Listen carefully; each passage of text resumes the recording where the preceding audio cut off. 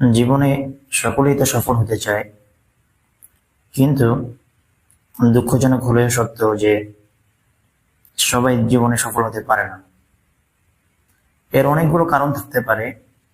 তার মধ্যে বিশেষ একটা কারণ হচ্ছে যে তার কাছে সফলতার ডেফিনেশন বা সংজ্ঞা ক্লিয়ার না। আপনি জীবনে কোন জিনিসটা অর্জন করতে পারলে নিজেকে একজন সফল ব্যক্তি হিসেবে মনে করবেন এবং আপনি ভাববেন যে এটাই চূড়ান্ত সফলতা।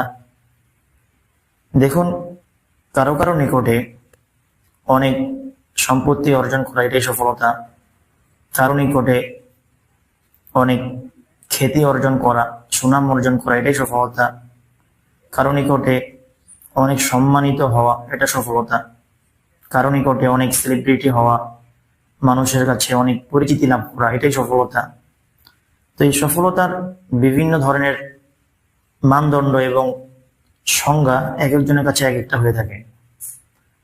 এখন আপনার নিকটে সফলতার মানদণ্ড কি, সেটা কি কখনো খুঁজে বের করেছেন যে আপনি কোন জিনিসটা অর্জন করতে পারলে আপনি নিজেকে সফল ভাববেন?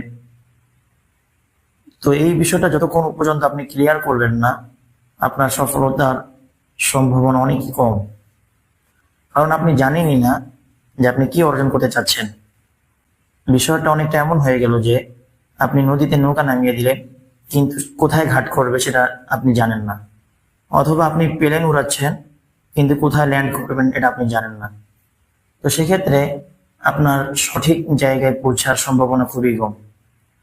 এই জন্য সর্বপ্রথম আপনার সফলতার মানদণ্ড ঠিক করতে হবে যে আমি জীবনে এই জিনিসটা অর্জন করতে চাই, এবং অর্জন হলে আমি নিজেকে একজন সাকসেসফুল এবং সফল ব্যক্তি হিসেবে মনে করব।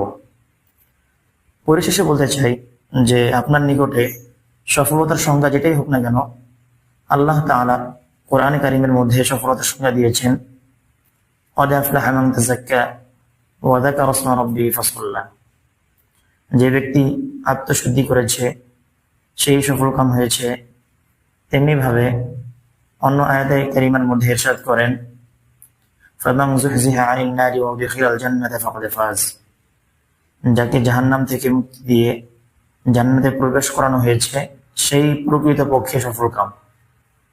তাই আপনার দুনিয়াবী সফলতা অর্জন করার পাশাপাশি যেন চিরস্থায়ী সফলতা, আখিরাতের সফলতা অর্জন করতে পারেন, সেই বিষয়ে সতর্ক থাকতে হবে। আল্লাহ তাআলা আমাদেরকে উভয় জগতে পরিপূর্ণ সফল কাম করুন। আমিন। আসসালামু আলাইকুম ওয়া রাহমাতুল্লাহি ওয়া বারাকাতুহু।